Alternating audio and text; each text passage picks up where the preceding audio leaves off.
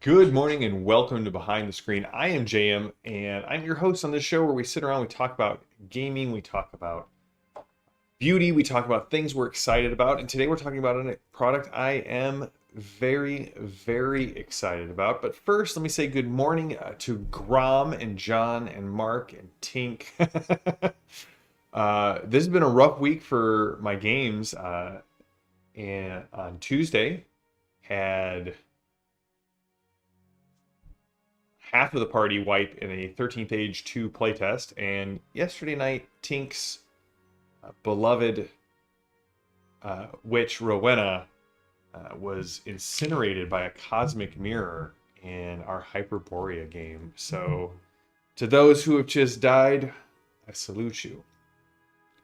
So today we're talking about something I'm very excited about, excited to share and talk about. Also, while we're here, I want to toss out here, Grum, I'm looking at running an Infinity one-shot for a couple of people. If you are interested, we should chat. I know it's not Savage Worlds, but it is a one-shot that I'll be running with some people on the channel. So if you're at all interested, let me know.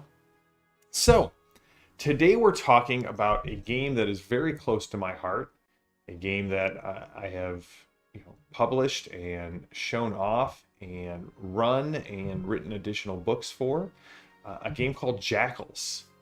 And Jackals is my baby. It is born out of my love of the Bronze Age, of Western culture, Semitic culture, the myths of those ages and times. And I've run a lot of Jackals. I've been playing Jackals now for almost a decade. And I have had this new idea that kind of came upon me in, actually, while I was in the hospital recovering from the incident last year. So we're about 10 months out from that. Actually, tomorrow will be 10 months to the day. And so I kind of been working on this for the last 10 months as my brain is allowed and as creativity hit. And so I know I've mentioned it on the channel, and I want to show off some of the cool things that I've been working on for Vendim. So Vendim comes out of Jackals and out of the same sources, but a little bit different tact. If you have read the Jackals books, you know that the Melkoni have been engaged in a war of the city-states for about a decade.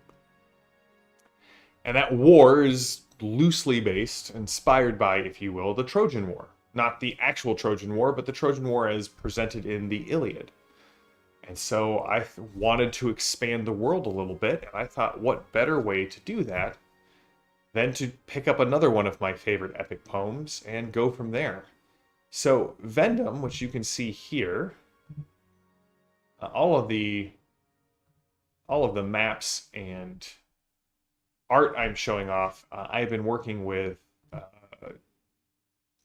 Tink for quite a while to get the art right, to get the images put together, and Tink has already produced a stack of amazing pieces of art. Yes, we are going to do a Not Today Death anniversary in June.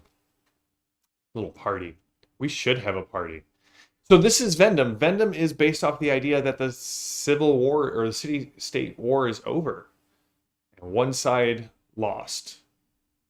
And that group of people, combined with some mercenaries they had hired, has traveled into the west and landed on the shores of Vendim, which you can see here.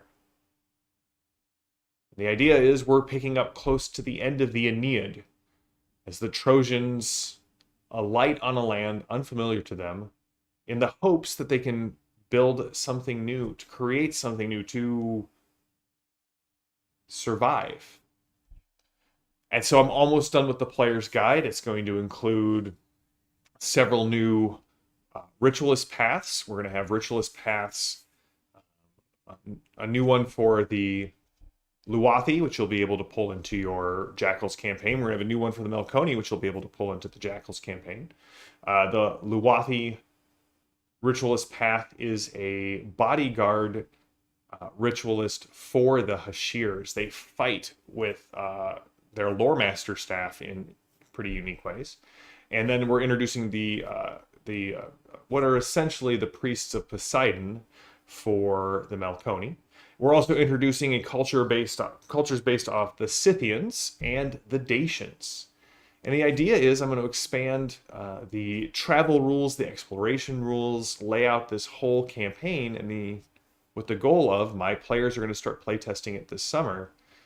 Can they build Rome or something like Rome? Now, Vendim is going to be different than Jackals in the fact that Vendim, for a variety of reasons, still has the age of myth to it. There are going to be, whereas in Jackals, the Takan have really they took over, they annihilated everything, things are building back up, but the myths and legends of the grand kingdoms and all of that are ruined Keta and Muad are in the distant past. Here in Vendim, those events didn't happen. And so there are opportunities to fight actual Nephilimic giant kings. There are opportunities to engage with the Han, or perhaps rise from children of bronze into children of silver and bring the Hulathi back into the world. All of these things are possible, to use a Barney Simpson term. And so with the familiar comes the unfamiliar. So I have tribes outlined in Vendim. There are several different tribes that the players will be able to enact with, ally with, destroy. They ally with them, they may be able to unlock new ritualist path and cultural options. If they destroy them, obviously they're gone forever. And the northern part of Venom, kind of the shores, the closer part, is predominantly human, but the northern part is really based off how the Romans saw the Germans. And they are known as the Warg kingdoms. They're all led by different giant kings, different Nephilim who have subjugated brutally these Warg tribes who can shapeshift because of their bondage to the giant kings. And I'm going to show off a couple of the pictures that we have for the giant kings. Not all, but a couple of them. So this one here is the one of the Warg kings known as the Storm Lord. Each of them has a little bit of a piece of poetry that connects to a larger piece of poetry that kind of helps explain who they are and what they're going on. But the idea is the giant kings are not immortal. They are passed. It's a title and a spirit that is passed from one ruler to the next. So the Nephilimic spirit that has influenced this tribe has existed for a long time, whereas each incarnation is new. So the players, there are ways to permanently bind and rid the world of these spirits, but they will have to discover that. Simply killing the Storm King just ensures that another Storm King will take their place. This is one of the Severed, another one of the Nephilim, who carries around her severed wolf's head and can use it to vomit flames and gold from it. This art is just spectacular. I love it. I love everything about the Severed. I love all of the giant kings that Tink has put together. Each of the tribes has been detailed, and it's not all darkness. There are remnants of a kingdom of light that was raised up in the middle of the Warg tribes and lasted for about 150 years, beset on all sides from the Warg tribes before it was overthrown. They were aided by the Han and blessed by the high heavens, and you can find the ruins of this kingdom and its lost treasures and its lost knowledge if you journey far enough from the shores. And last but not least, there are things that are neither. They're not Nephilim spirits. but are potent creatures that walk this earth. And this is one of them. Without getting into too much detail, I think most of my Jackals players know that there used to be more than just the 3 moons of Jackals and of Calypsis, and something happened to them. Some of those spirits that descended when those moons were destroyed are lawful, some are neutral, and some, like Shoshana, Sesheshna, are not. They are very chaotic.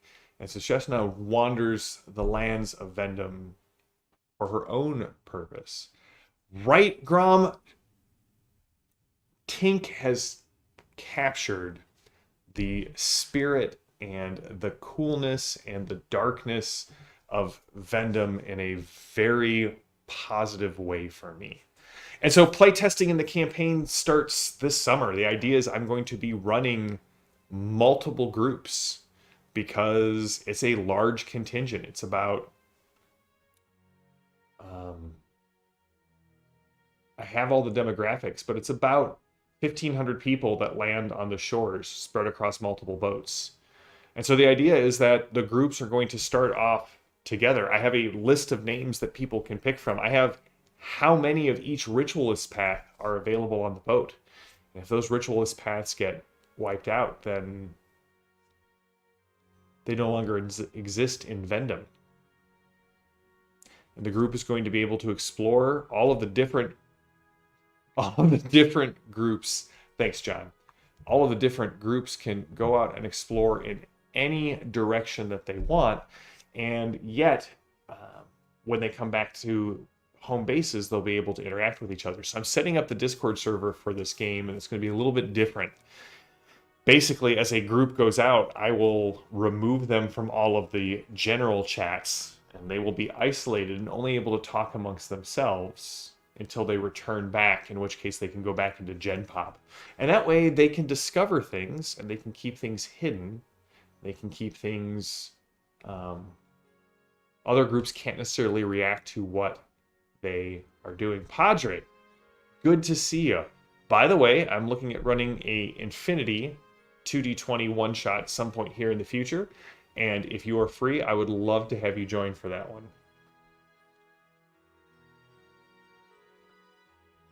So yeah, that's Vendim. I'm very excited about it. I've got a bunch of new travel rules. I have tons of new downtime actions and seasonal actions and rituals, which are going to be seasonal actions that ritualists can take. I have new gear, new herbs. I have new seasonal actions for building new villages and colonies and towns. And the best thing is, I've been working with, in discussion with Osprey about this, and the goal is that it will be fully compatible with Jackals. So Jackals will exist and Vendim will exist, and you will be able to use stuff from one in your other campaign. So that's today's behind the screen, a little behind the screen into the notes. Most of my after action reports kind of moving forward are going to be, well, obviously talking about all the players that I kill. But also, not players, characters. I always get that confused. I have killed 0 players. Ton of characters. Phantom, buddy! Good to see you. And yes, Madness Honey all around. But once we get into Vendim, I'll be sharing those as playtest reports, playtest documents, and hopefully get to the point where I have a playtest document that I will share with the iconic patrons as a reward, a bonus, and a thing that they can do some blind playtesting for me. So that's it.